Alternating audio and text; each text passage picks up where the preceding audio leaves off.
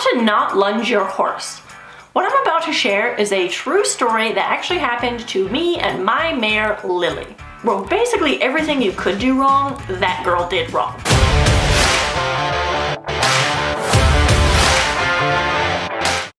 Hopefully this story is going to help you in your own lunging technique.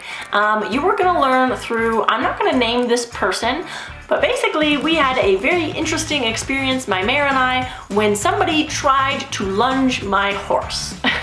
So that is what I'm going to be sharing with you today, and hopefully, like I said, I'm going to be sharing some tips on what not to do so that you can learn from this lady's, well, lesson. If you haven't already subscribed to our channel, please do me a favor, hit that subscribe button, and also comment down below if you have any other suggestions for video ideas. I am happy to discuss them further.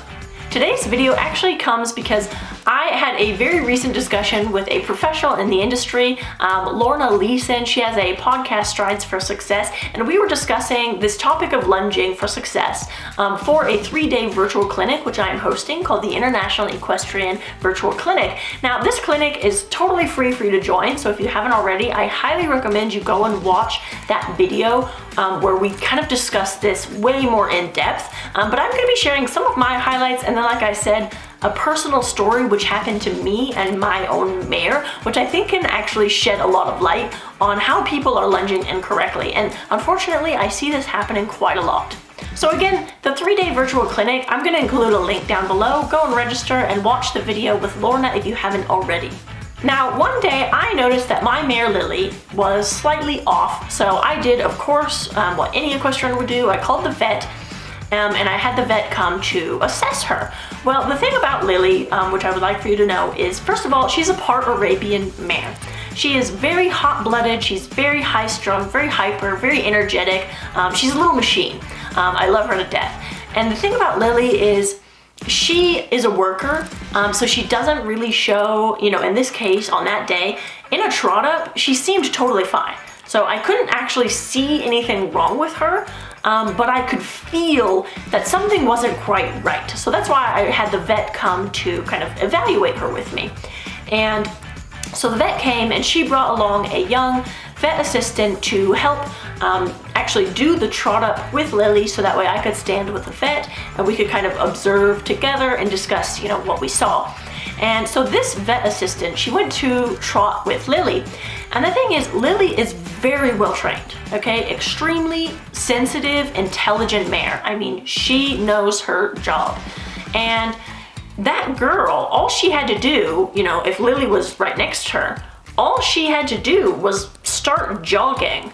And my mare would have stayed by her shoulder all the way to the end, walked when that girl walked, turned around, done the exact same thing on the way back. I mean, that's how sensitive this mare is. Like, you don't even have to touch the lead rope at all. And this girl, for some reason, didn't do that. What she started doing, and again, this is a hot-blooded Arabian mare, like, go is not the issue here. But what she does for some reason is she's kind of grabbing the lead rope and kind of pulling her. And she's like dragging my poor little mare to get her to trot. And, Lily was quite confused, like didn't really understand. And anyway, so that's sort of how she was trotting my horse. And so, I'm kind of observing this girl and observing Lily, trying to see if there's anything wrong with her. And neither the vet nor I could find anything wrong, on a straight line with Lily in the trot, as I suspected. So, of course, the vet suggested, let's take her into the arena and trot her, on a circle. Because maybe on the circle, on the bend, we'll notice if she's favoring one side or the other. So anyways, I take Lily from the girl, and while I'm leading her to the arena, I'm trying to sort of explain to her how to lunge her, because I already can kind of tell that she's gonna do something. Okay, now again, Lily is the easiest horse in the universe to lunge. You literally just have to stand in the middle of the circle, okay? I point, like very tiny cues, just little tiny finger moves. I point to ask for an upward transition, and I breathe to ask for a down transition. That's it. I point in the direction I want her to go, I point again if I want her to speed up, and I breathe if I want her to slow down. When she halts on the lunge line, she halts on the track Okay, she doesn't swing her head or her butt around. She doesn't try and face me on the lunge line. She halts in place and she waits until I ask her to come inside to me or to change direction.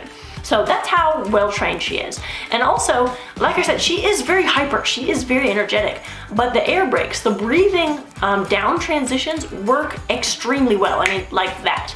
So you breathe or you even think about breathing, she's already kind of like slamming on the brakes and going down, you know, another gate.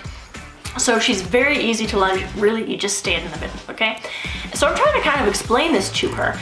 And the thing is, like, it sounds very simple, like point to go and breathe to stop, you know, it sounds very easy. So basically, everything that you could possibly do wrong, this girl did wrong. So what this girl did is when she went to lunge Lily, first of all, she grabbed the lunge rope and she kind of, again, sort of pulled her head and sort of tried to drag her onto the lunge circle, okay? She didn't like point or anything, she just sort of tried to drag her head and her body onto the lunge circle.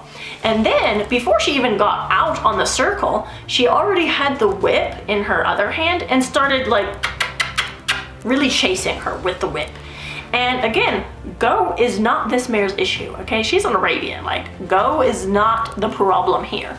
And that girl, so Lily's now out on the lunge circle or whatever, and that girl, I'm hoping that she's gonna kind of figure out that Lily's going.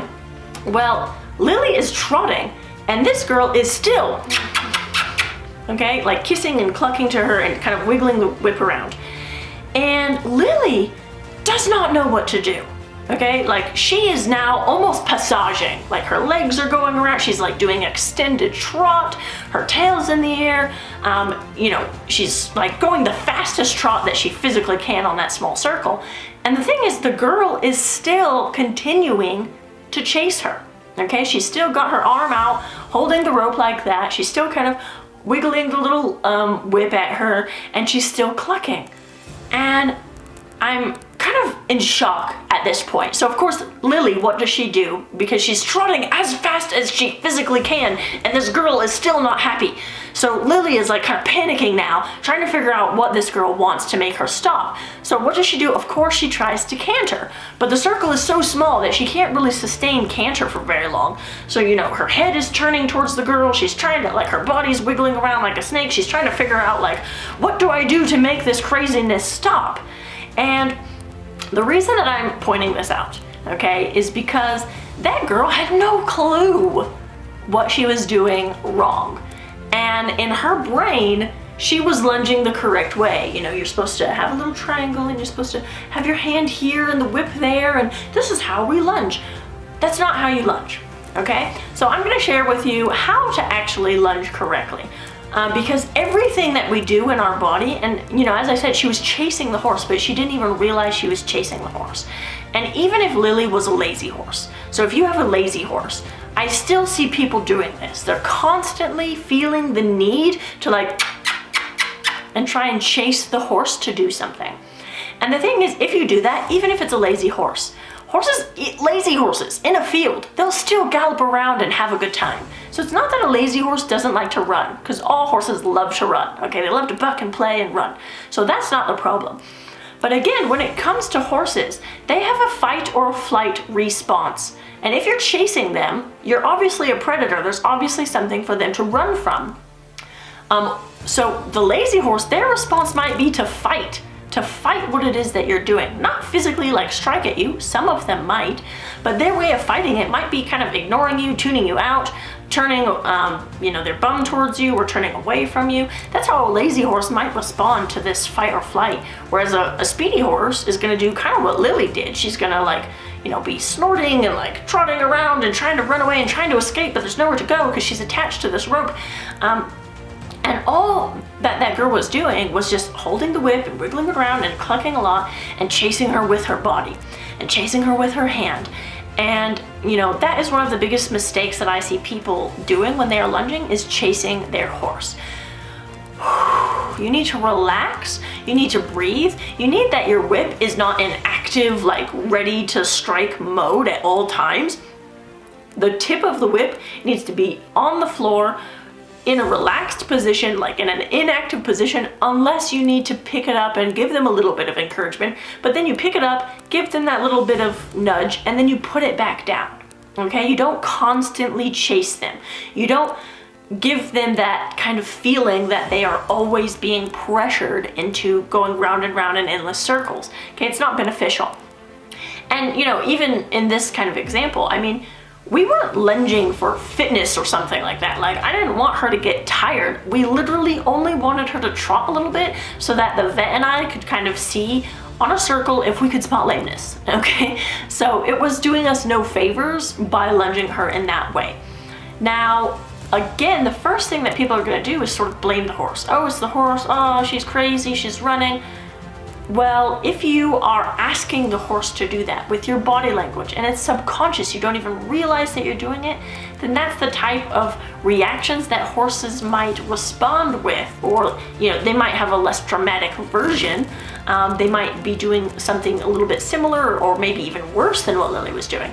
But the first thing you need to do is kind of check your own body and just do a internal scan. Where is my hand? Where is the whip? Where am I standing? How are my shoulders? Like, what is the position of my shoulders?